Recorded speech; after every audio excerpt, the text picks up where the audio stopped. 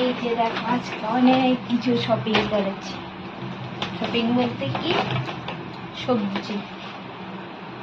এই যে জিপটুর থেকে ডিম অর্ডার দিয়েছি। হচ্ছে ধনিয়া পাতা 2 মুঠো, আলু, তারপরে হচ্ছে গাজরের হালুয়া বানাবো। এই যে টমেটো,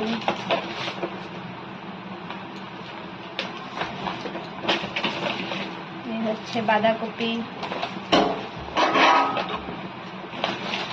এটা হচ্ছে ভেন্ডি, একটা কি যেন দেন, 1 2 3 4 5 6 7।